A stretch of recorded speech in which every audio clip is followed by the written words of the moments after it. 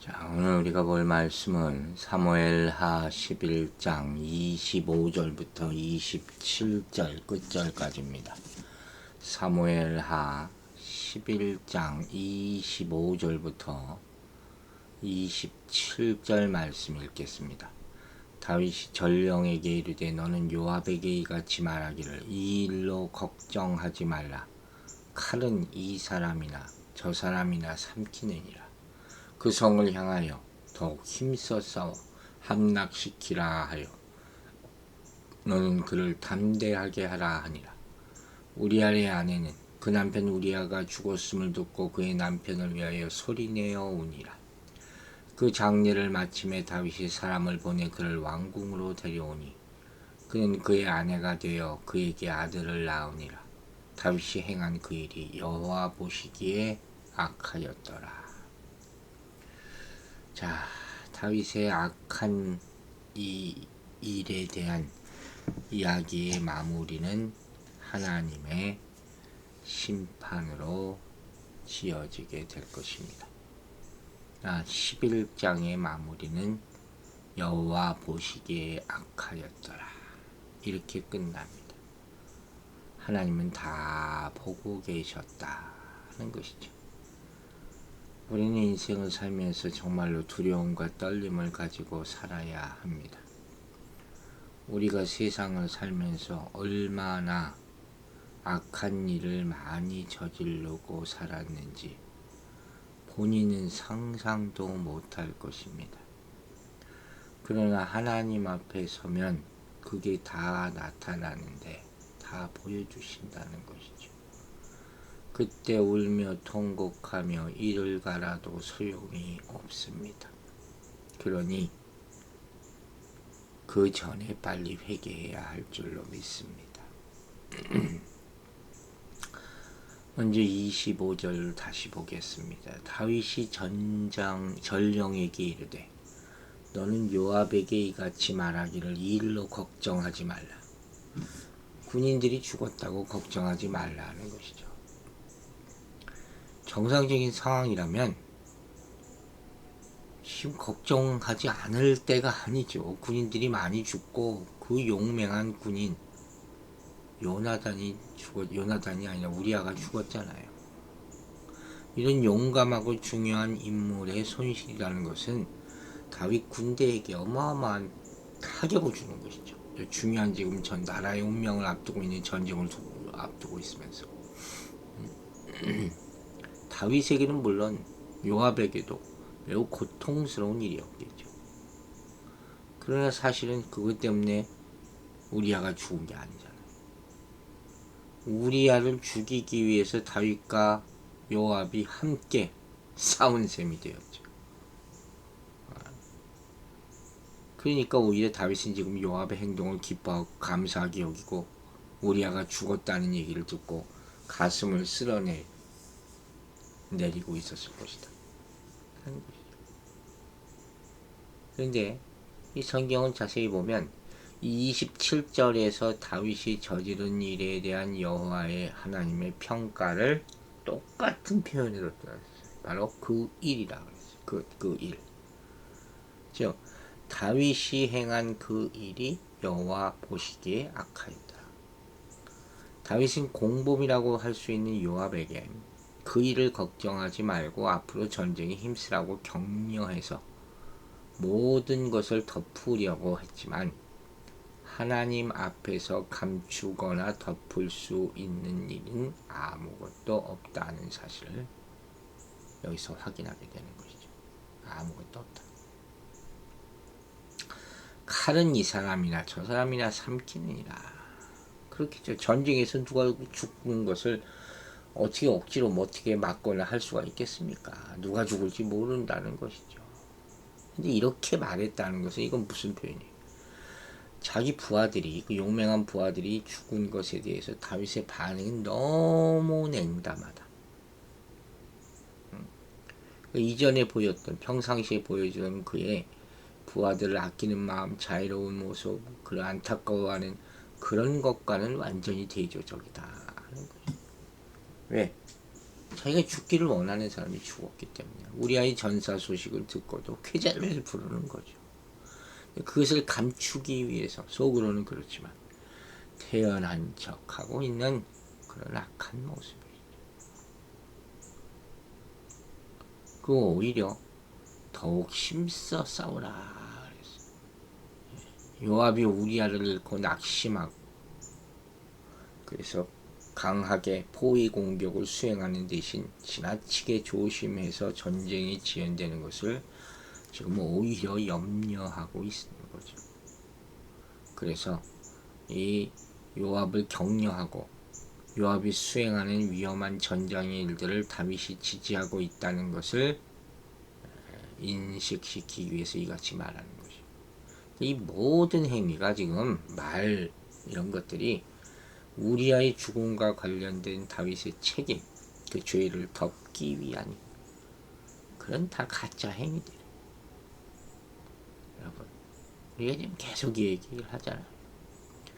이런 모습들을 통해서 다윗이 유능하고 충성스러웠던 신하들의 안타까운 죽음보다도 자신의 은밀한 죄를 감추기 위해서 오직 한 사람 우리아의 죽음 여부에만 온 관심을 쏟고 있다 하는 사실을 볼 수가 있는 거죠.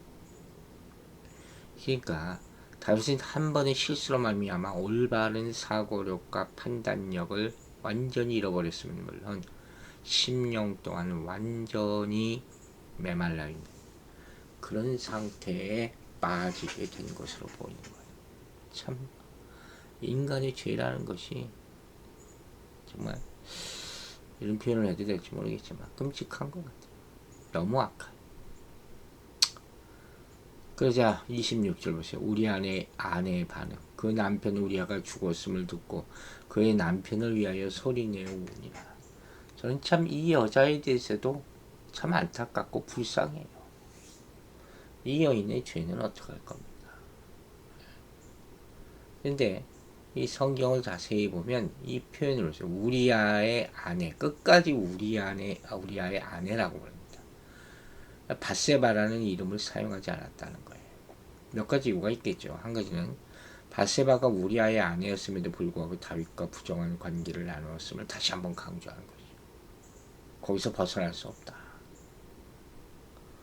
또 한 가지는 일반적으로 특별한 경우가 아니고서는 여인의 이름을 잘 나타내지 않죠. 히브리인들의 관습이죠. 성경에도 여인들의 이름이 그리 많이 나오지 않죠. 특별한 경우를 빼고는. 그리고 또 한 가지가 있다면 억울한 죽음을 당한 우리아에 대해서 조의를 표하기 위해서. 그래서 우리아라는 이름을 계속 강조하고 있다는 거예요. 어쨌든 그 남편이 죽었다는 소식을 듣고 소리내어 울었다.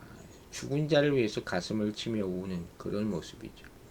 보통 히브리 사람들은 죽은 자를 위해서 7일간 소리내어 웁니다. 특별한 인물이 죽었을 때는 30일간 울기도 했다고 합니다. 바세바는 아마도 죽은 남편 우리아를 위해서 약 7일간 울었을 것으로 여겨지죠. 그게 무슨 의미가 있겠습니까? 자기로 말미암아 남편이 죽게 되었습니다. 27절 보겠습니다. 그 장례를 마침에 다윗이 사람을 보내 그를 왕궁으로 데려오니 그가 그의 아내가 되어 그에게 아들을 낳으니라. 다윗이 행한 그 일이 여호와 보시기에 악하였더라. 아들을 낳아서 축복이죠. 근데 하나님이 악하다고 했어. 그럼 저주가 되는 거예요. 한 문장 안에 이렇게 축복과 저주가 다 들어갔습니다. 이 축복과 저주에 대해서 우리가 주일에 10계명 다루면서 언젠가 한번 분명히 얘기하게 될 거예요. 아마 이번 주, 다음 주나 다다음 주 정도 될 것 같아요. 어쨌든 일단 그 장례를 마침에 데려오니 그랬어요. 다윗이 바로 우리아의 장례가 끝나자마자 바세바를 궁으로 데려왔다는 거예요. 이게 참 염치도 없어요. 근데 이렇게도 얘기하는 사람들이 있어요. 백성들의 눈에는 다윗이 싸움터에서 전사한 부하의 올데 갈데 없는 미망인을 거둬들인 것으로 그래서 인자한 임금으로 보였을 것이다. 그 당시 그런 관례가 있었다는 거죠. 그러니까 이 다윗은 아마 이때까지도 속으로 자기의 꾀를 칭찬하고 있을지도 모르고 백성들은 영문도 모르고 그를 인자하고 의리 있는 임금으로 생각하고 있었을지는 몰라요. 그러나 하나님은 아시고 있잖아요. 결국 다윗의 이러한 처사는 밧세바의 임신을 백성들로부터 은폐시키기 위한 그런 행동이었죠. 그러니까 밧세바가 아이를 낳기 전에 얼른 궁으로 데려와서 자신의 아내로 삼으려 한 그런 간교함이 보여지는 것이죠. 그리고 아들을 낳게 됩니다. 그러니까 지금 밧세바가 낳은 아들은 일단 뭐 다른 얘기 할 것도 없고 다윗과의 부정한 관계에서 출생한 죄악의 씨앗이에요. 이것만은 분명해요. 따라서 12장에 가면 하나님께서 다윗의 죄악을 벌하는 차원에서 그 아이의 생명을 거두어 가시잖아요. 죄의 삭슨 사망이라고 그랬죠. 이건 우리가 어떻게 할 수가 없어요. 다윗의 회개와는 상관없는 이걸 분명히 아셔야 돼요. 회개는 회개예요. 그렇다고 해서 그 죄가 없어지는 것은 아니에요. 하나님이 안 보시겠다 하는 것이죠.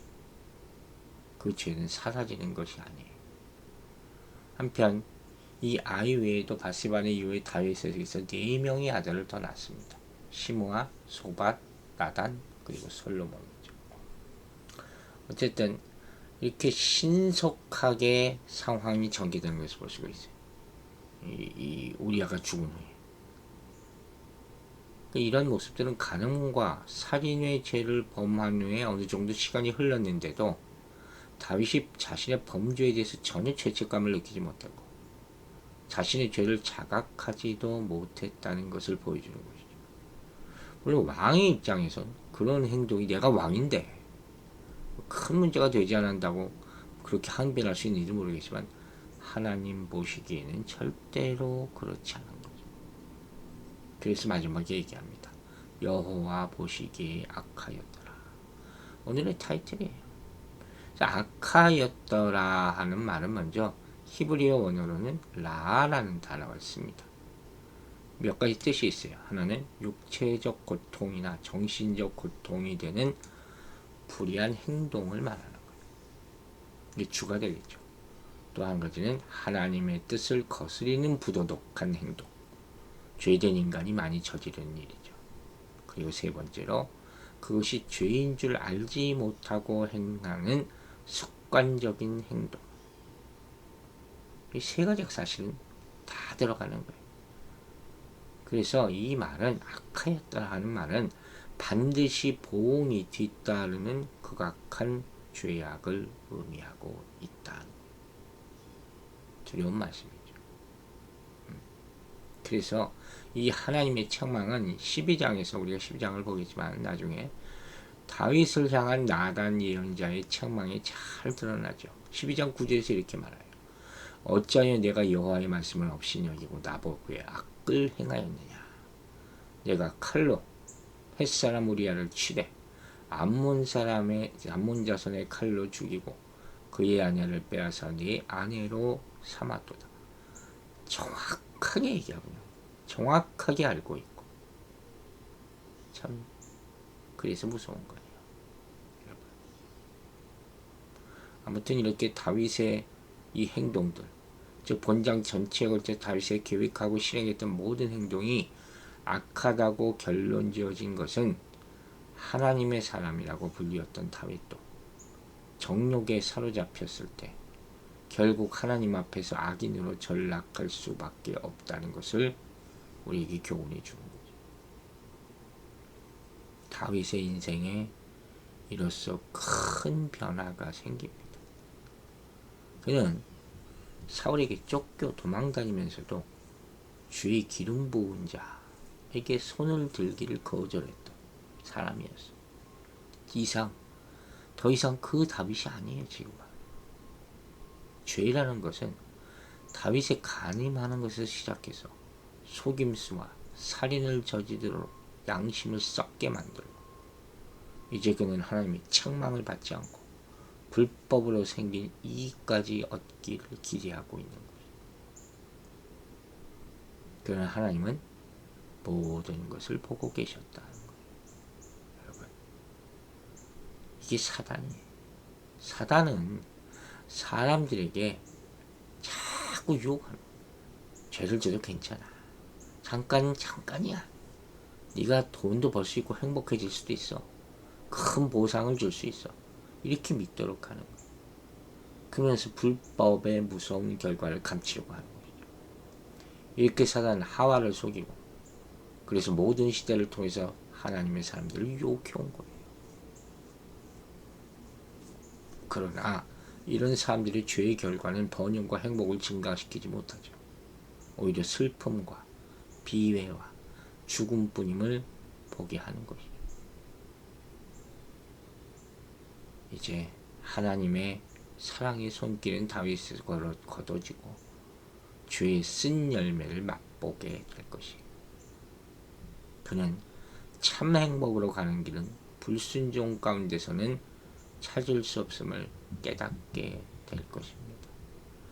이처럼 하나님이 하지 말라는 길을 따름으로써 자신의 기쁨을 찾으려는 사람들은 결국 실망과 슬픔과 재앙을 맛보게 될 것이다 하는 것이죠.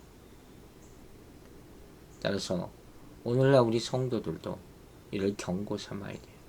하찮은 안목의 정욕에 미혹되어 다윗과 같은 엄청난 죄악에 빠져들지 않도록 조심해야 될 것이요. 하나님은 죄인이 죄악의 열매를 누리는 것에 진노하십니다. 다윗이 바세바를 아내로 삼은 것처럼 죄인은 악행으로 얻은 악한 열매를 누리며 기뻐할 수가 있어요.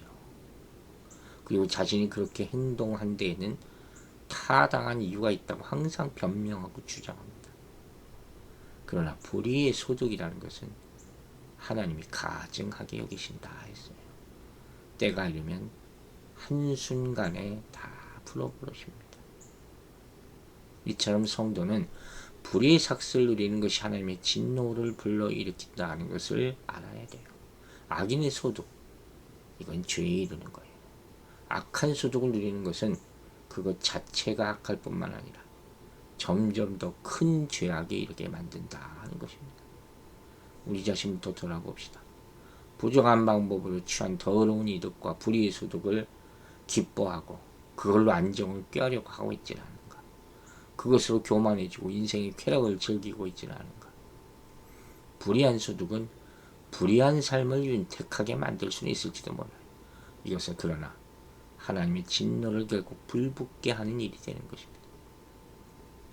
부정한 방법으로 안정을 누리는 것보다 정직한 가난을 택하는 것이 의로운 길을 명심하시기 바랍니다. 여러분, 우리는 마지막으로 다윗이 왜 이런 죄를 지었는가 생각해야 됩니다. 그것은 다윗도 근본적으로 죄된 인간이기 때문이에요. 마음을 보다 심히 부패한 것이 사람의 마음이라고 그러지 않았습니까? 인간은 근본적으로 타락한 존재예요. 이런 죄가 다윗의 마음속에 있었어요. 이런 죄가 죄악된 환경이 되어서 밖으로 드러난 것뿐이죠. 그래서 바울 사도는 선줄로 생각하는 자는 넘어질까 조심하라 하지 않았습니까? 우리 안에 이런 본성이 있음을 깨닫고 죄된 환경에서 도망치시기 바랍니다. 다윗은 아마도 아무도 모르게 완전 범죄를 행했다고 생각했을지도 몰라요. 그러나 주님은 이걸 다 보고 계셨어요. 주님이 보시기에 이 일은 너무 악한 것이죠. 즉 다윗이 망하게 된 것은 외부의 적 때문이 아니라 내부의 죄 때문이었다. 사람이 교만해지면 외적인 일에 자꾸 치중하게 돼요. 그래서 겸손해져야 되는 거예요. 여러분, 우리는 모두 죄인입니다. 다시 한번 우리 자신을 돌아보고 죄의 환경에 발 담그지 않게 되기를 주의 이름으로 축원합니다. 기도하겠습니다. 아버지 하나님 감사합니다. 우리 한 주간을 돌아보면서 오늘 기도합니다. 우리가 이 다윗의 스토리를 보면서 얼마나 많이 회개합니까? 그러나 또 죄를 짓지 않도록 주님 도와주시옵소서. 우리 안에 죄가 있습니다. 우리가 죄된 그런 심령을 가지고 있습니다. 죄된 육신을 가지고 삽니다. 그러므로 악한 환경에 물들지 않도록 보호하고 지켜주시기를 간절히 기도합니다. 우리 안에 겸손의 마음이 사라지지 않도록 도와주시고 항상 우리 하나님의 은혜가 없으면 단 하루도 살 수 없음을 주님 앞에 매일 고백하게 하여 주시옵소서. 지금 처해진 환경에 불평하고 원망하지 말게 하여 주시고 오로지 감사함으로 이제 하나님께서 하신 일이 있사온데 내가 해야 될 일이 있다는 걸 깨닫고 스스로 힘을 얻어서 일어나고 주님 앞에 영광 돌릴 수 인생되게 하여 주시옵소서. 내일도 거룩한 주일을 맞습니다. 오늘 하루 경건하게 사단막이 틈타지 않도록 성령님께서 강하게 지켜보아 주시며 내일 성도들 다 모여서 아름답고 경건한 예배를 드릴 수 있도록 축복하여 주시옵소서. 감사드리며 예수 그리스도의 이름으로 기도했습니다. 아멘.